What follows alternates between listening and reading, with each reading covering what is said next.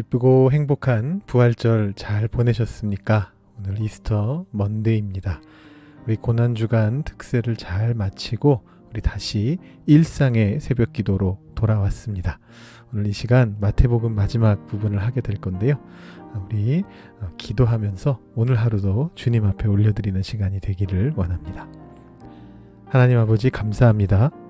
오늘도 주님 앞으로 나아올 수 있게 하여 주시고 우리의 모든 생각과 마음을 주님께로 올려드릴 수 있게 해주시니 감사합니다.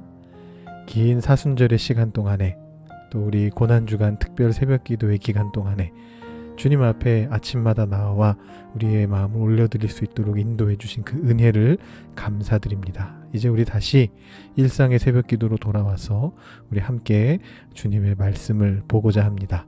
오늘 하루에도 주님께서 함께하여 주시고 또 오늘 이후의 삶 속에도 주님께서 함께하여 주셔서 이 모든 하나님의 말씀과 함께하는 하루하루가 쌓이고 쌓여서 주님 앞에 더욱더 신앙적으로 성숙해 갈 수 있는 우리 한 사람 한 사람이 되도록 인도하여 주시옵소서. 모든 삶 속에서 주님이 말씀하신 것들을 우리가 기억하면서 우리 삶의 영역 속에서 그 일들을 해나감으로써 우리가 주님의 제자임이 증명될 수 있도록 주님 우리 삶 속에 역사하여 주시옵소서. 필요한 능력과 은총을 베풀어 주시옵소서. 감사드리며 예수님의 이름으로 기도드립니다. 아멘. 오늘 우리에게 주시는 하나님의 말씀은 마태복음 28장 11절부터 20절까지의 말씀입니다. 마태복음 28장 11절부터 20절까지의 말씀을 봉독하도록 하겠습니다. 여자들이 갈 때 경비병 중 몇이 성에 들어가 모든 된 일을 대제사장들에게 알리니 그들이 장로들과 함께 모여 의논하고 군인들에게 돈을 많이 주며 이르되 너희는 말하기를 그의 제자들이 밤에 와서 우리가 잘 때에 그를 도둑질하여 갔다 하라. 만일 이 말이 총독에게 들리면 우리가 권하여 너희로 근심하지 않게 하리라 하니 군인들이 돈을 받고 가르친 대로 하였으니 이 말이 오늘날까지 유대인 가운데 두루 퍼지니라.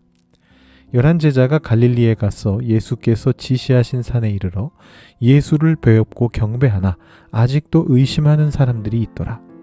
예수께서 나와 말씀하여 이르시되 하늘과 땅의 모든 권세를 내게 주셨으니 그러므로 너희는 가서 모든 민족을 제자로 삼아 아버지와 아들과 성령의 이름으로 세례를 베풀고 내가 너희에게 분부한 모든 것을 가르쳐 지키게 하라. 볼지어다 내가 세상 끝날까지 너희와 항상 함께 있으리라 하시니라. 아멘. 네, 벌써 우리 마태복음의 마무리가 되었습니다. 마태복음 시작한 게 엊그제인 것 같은데 이렇게 마무리가 되네요. 우리 마태복음과 함께 해온 올해 첫 3개월, 지금 이제 4월 10일인데요. 또 그 3개월과 함께한 또 우리 사순절, 우리 마태복음과 함께한 사순절, 여러분 어떠셨습니까? 우리 고난주간 특세 동안 우리가 특별한 말씀을 따로 고르지 않고 마태복음 말씀을 그대로 저희가 봤는데요. 어떠셨습니까? 어떤 느낌을 받으셨습니까? 예수님의 복음이 과연 무엇인지, 마태복음이 어떤 이야기들을 하고 싶어 하는지 깊이 묵상하실 수 있는 그런 시간이셨습니까?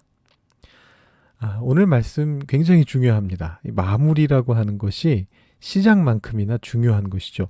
용두삼이라는 말이 있듯이 마무리에 실패하면 이제까지의 어떤 모든 영향력 이런 것들이 다 급감하게 되고요. 활용점정이라는 말이 있듯이 마무리에 성공하면 전체의 내용이 더욱 가치 있게 바뀌게 됩니다. 복음서들이 다 비슷한 내용들인 것처럼 느껴지지만 시작이 다 다르듯이 이 마무리도 사실 다 다릅니다. 마태, 마가, 누가, 요한복음의 마무리들이 다 조금씩 다릅니다. 물론 의아하실 수 있습니다. 복음서 시작은 다른 게 맞는 것 같은데 마무리는 다 비슷하지 않던가? 이런 생각이 드실 수가 있습니다. 일반적으로 끝에서 두 번째 장은 십자가 사건이고 마지막 장은 부활에 대한 기록이잖아요. 요한복음 같은 경우는 그 뒤에 부록이 한 장 더 붙어 있기 때문에 한 장씩 앞으로 밀려 있긴 합니다만 대체로 마지막 장이 부활에 대한 얘기고 그 한 장 전이 십자가 사건이었습니다. 다 비슷한 내용인 것처럼 보입니다. 그런데요, 자세히 보시면 그 마무리가 다 조금씩, 아니 꽤나 다르다라는 것을 확인하게 됩니다. 먼저 마가복음을 먼저 보시면요. 가장 처음으로 쓰여진 복음서인데요. 이 마가의 마무리는 9절부터 20절의 내용이 괄호에 들어가 있습니다. 제가 언젠가 이 본문으로 말씀을 전하게 된다면 더 자세하게 알려드리려고 하는데요. 오늘은 그냥 간략하게만 마태복음을 위해서 이야기하는 거니까 간략하게만 말씀드리면 아주 가장 오래된 어떤 사본이나 초기 교부들의 글에는 이 부분이 없기 때문에 오늘날 이제 대다수의 신학자들은 이 마가의 9절부터 20절, 16장 9절부터 20절까지의 내용이 나중에 덧붙은 내용이다 이렇게 생각을 합니다. 그게 반영돼서 이 성경 번역본에 그 부분이 괄호에 들어가 있는 거고요. 이 마가복음이 만약에 16장 8절에서 끝난다라고 본다면요. 마가복음의 마무리는 미완성 느낌의 마무리입니다. 16장 8절이 이렇게 되어 있거든요. 여자들이 몹시 놀라 떨며 나와 무덤에서 도망하고 무서워하여 아무에게 아무 말도 하지 못하더라. 천사의 말만 듣고 무서워하는 것으로 이야기가 끝나버리게 됩니다. 그래서 이제 그 뒷부분의 내용은 나중에 추가된 거다라고 생각하는 학자들도 실제로 마가가 여기서 끝을 냈을까 아니면 그 뒤에 내용이 더 있었는데 조금 생략된 건가라는 거에 대한 의문은 조금 있긴 있습니다. 근데 만약에 이렇게 끝난 거라면 굉장히 강력한 어떤 떨림과 충격을 주는 것이죠. 예수님의 부활이 그 당시의 사람들에게 가져왔던 엄청난 그 충격을 마가가 전하고 싶어 했을 수 있다. 왜냐하면 마가는 앞에 시작할 때도 앞에 내용들 다 빼버리고 예수님 탄생 이런 거 다 빼버리고 그냥 곧바로 예수님의 복음의 시작을 충격적으로 전하면서 시작하니까 어떤 그런 의도가 있지 않은가 이렇게 보는 학자들이 많이 있습니다. 또 다른 이제 복음서가 요한복음인데요. 이 요한복음의 마무리는 그 부록인 21장은 제쳐두고 그 원래 끝났던 부분인 20장을 보면 이 도마의 신앙 고백 후에 예수님을 보지 못한 다른 사람들도 이런 고백을 해야 한다라는 말씀으로 끝이 납니다. 오직 이것을 기록함은 너희로 예수께서 하나님의 아들 그리스도이심을 믿게 하려 함이요 또 너희로 믿고 그 이름을 힘입어 생명을 얻게 하려 함이니라.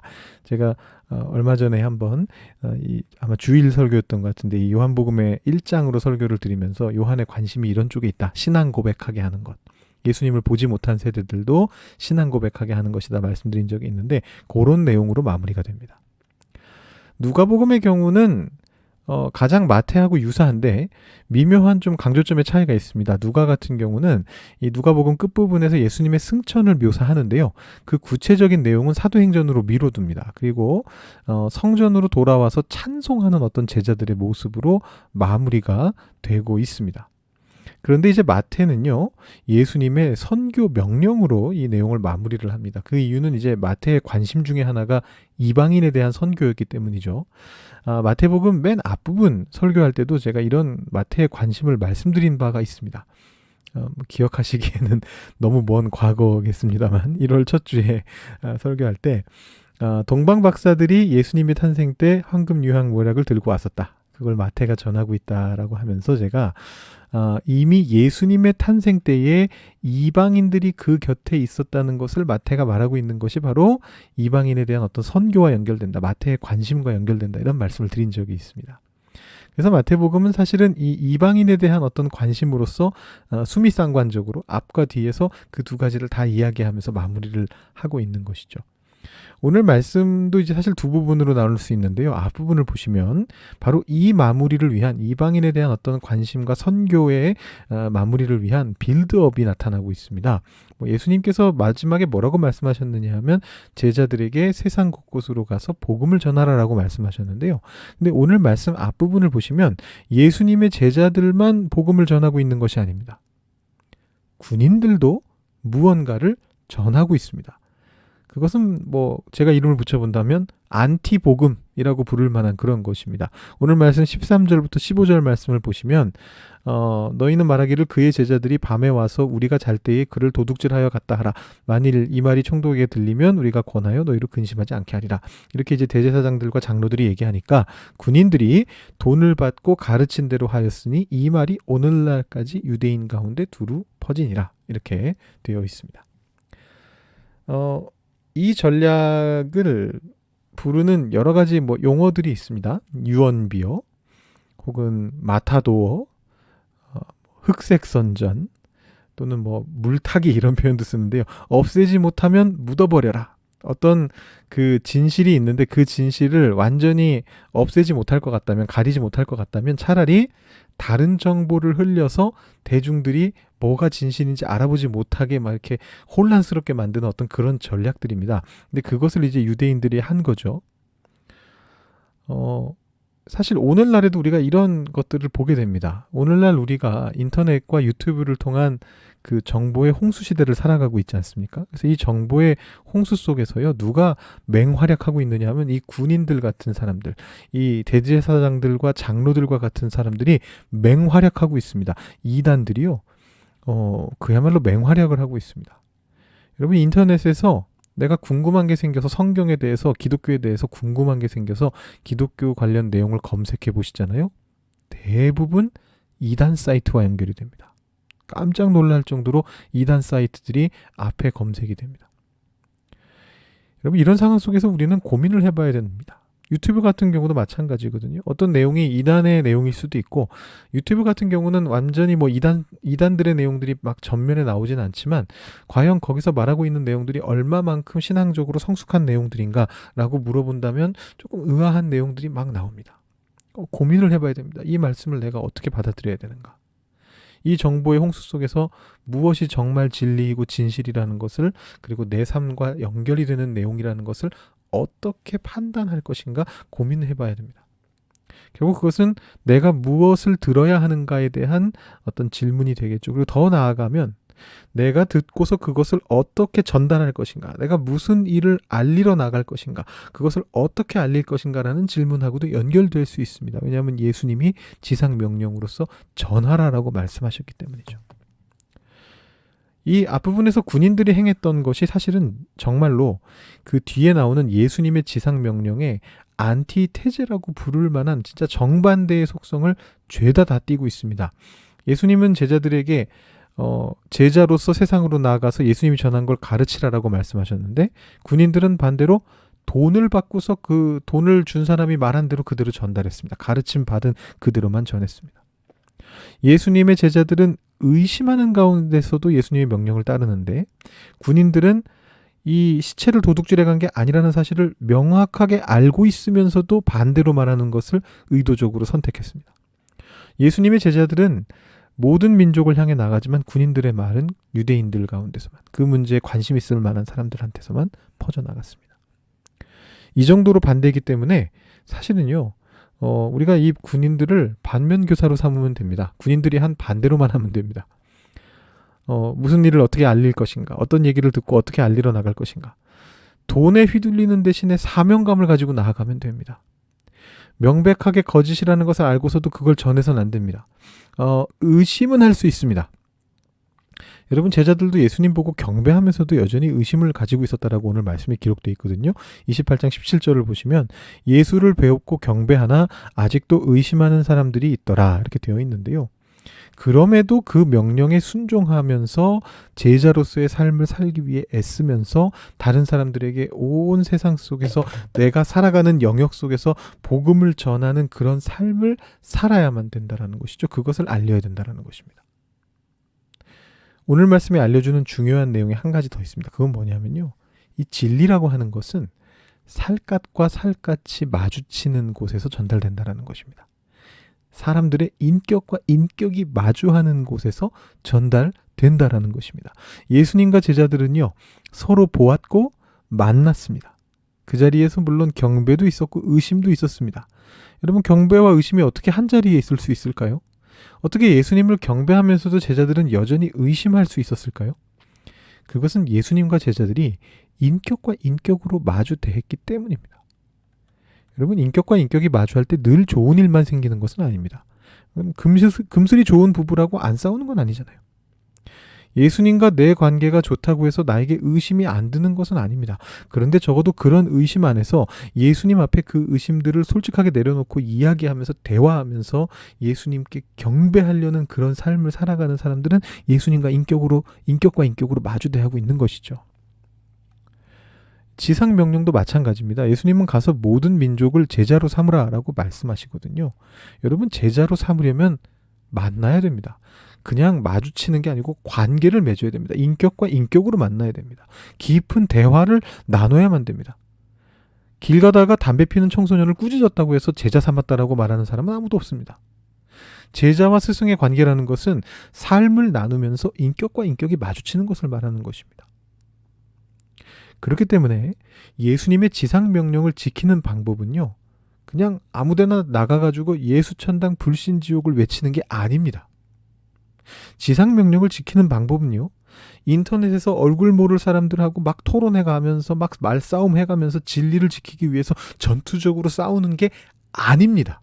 예수님은 그런 명령을 하신 적이 없습니다. 제자를 삼는 것이 지상명령을 지키는 방법입니다. 제자를 삼으려면 그 삶이 얽혀야 되는 것입니다. 그럼 예수님 시대에는요, 인터넷도 없었고요, 이웃집 사람을 모르고 지낼 일도 없었습니다. 이 사람들이 만나는 사람들은 이웃 사람들입니다. 이 사람들이 어디 다른 해외로 옮겨가게 되더라도 그곳에서 다시 그 이웃 사람들을 만나는 것입니다. 선교사로서 선교지에 나간다 하더라도 그곳의 마을에 있는 사람들을 이웃으로 만나는 것입니다. 그 이웃들과 삶을 얽혀가게 하는 것이 필요한 것이죠. 그게 지상명령입니다. 물론 시대가 바뀌었으니까 인터넷 활용을 하지 말아야 된다, 그런 얘기는 아닙니다. 인터넷 활용 안 하면은 아까 말씀드린 것처럼 이단들한테 다 뺏기죠. 물론 다 활용하려고 노력해야 되겠지만, 그러나 지상명령을 지키는 최고의 방법은 뭐냐 하면 내 옆에 있는 사람에게 사랑과 복음을 들고 나가는 것이다 라는 말입니다. 내 옆에 이웃들에게, 세계 열방으로 나간다 할지라도 그곳에 있는 어떤 그 다른 민족의 내 이웃들에게 그들의 삶과 만나고 그들의 인격과 마주치고 그들을 제자로 삼아서 세례를 주고 예수님의 가르침, 복음서에 나오는 예수님의 가르침, 사랑을 베풀면서 지키게 해야 되는 것입니다. 여러분, 오늘로써 우리는 마태복음을 모두 배웠습니다. 너무 내용이 많아서 다 기억 안 나실 수 있습니다. 이제 기억해야 되는 것은 바로 이 마무리입니다. 마태복음의 마무리를 기억해야 됩니다. 활용점정을 찍은 이 마태의 마무리는 우리에게 이렇게 말해주고 있습니다. 주님의 사역을 다 보았다면, 주님의 말씀을 다 배웠다면 가서 실천하라. 이웃에게, 세상에 있는 사람들에게 삶을 나누면서 복음을 전해라. 제자를 삼아라. 이것이 우리가 나아가야 될 길이고 우리의 사명이다 라고 이렇게 말해주고 있습니다. 여러분, 이 시간 기도하실 때 우리 마태복음의 말씀들을 쭉 생각해 보시면서, 우리가 지금까지 배웠던 그 말씀들을 계속해서 생각해 보시면서, 주님의 그 놀라우셨던 사역들을 다시 한번 되새겨 보시면서, 주님이 우리에게 가르쳐 주셨던 많은 비유의 말씀들과 많은 그 강론의 말씀들을 한번 다 기억해 보시면서, 그리고 오늘 이 마무리 말씀을 기억해 보시면서 우리 주변에 있는 사람들에게 인격과 인격으로 마주하기 위해서 나아가겠습니다. 그들에게 삶을 통해서 사랑을 전달하겠습니다. 이렇게 각오를 다지면서 기도하시고 오늘의 삶을 주님께 올려드리신 후에 여러분들 개인 기도 제목으로 기도하시고 오늘 새벽 기도를 마치시기 바랍니다. 기도하시겠습니다.